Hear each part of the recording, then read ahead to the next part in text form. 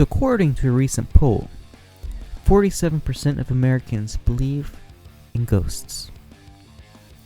Personally, I think this is probably a little bit higher for the fact that there are people who are probably embarrassed to admit that they believe in ghosts.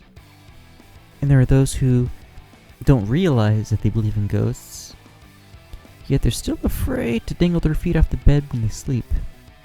Afraid something's going to come up and grab them. I personally, almost wish I believe in ghosts. Just for the fact that the whole paranormal thing is intriguing. It's cool. It'd be great if it exists. It'd be great. It'd be fantastic. Unfortunately, I don't believe it does.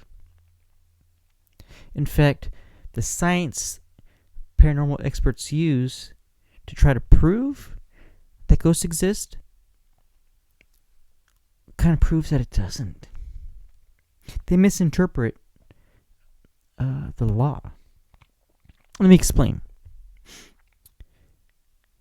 Generally, paranormal experts like to use Einstein's law of energy, in which states that energy cannot be created nor destroyed. Okay, this is fact.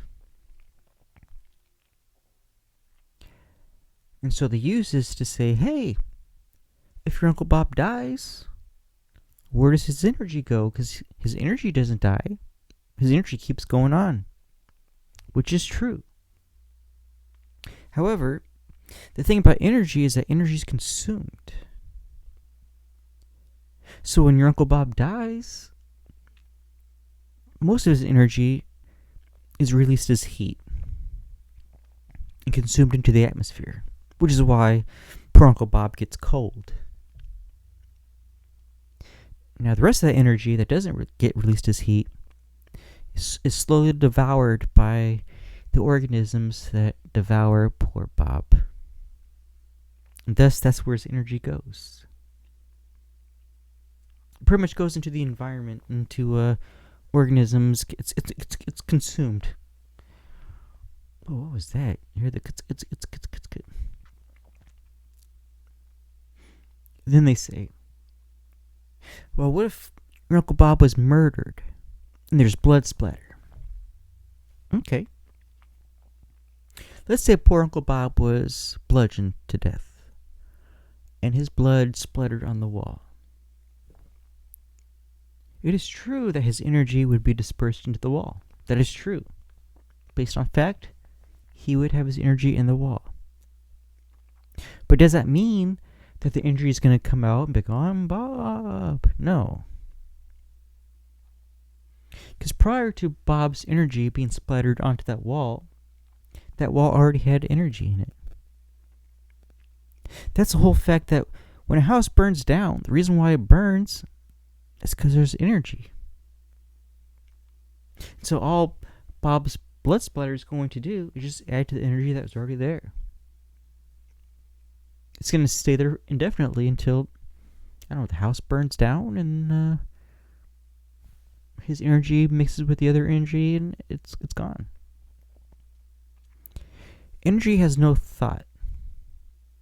It doesn't think. It's not the energy that was in Bob that made Bob move, made him tick. That's not what Bob was. That was just what made him tick. That was a sandwich he ate earlier that afternoon before he was bludgeoned to death. It's not who Bob was.